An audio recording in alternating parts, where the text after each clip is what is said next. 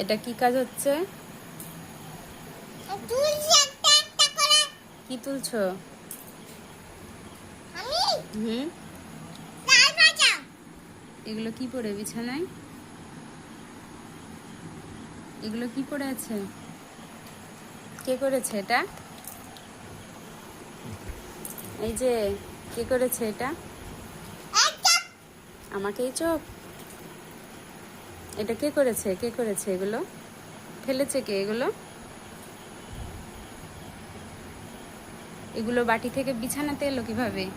এই যে পড়ে আছে। হ্যাঁ, কি হলো এটা?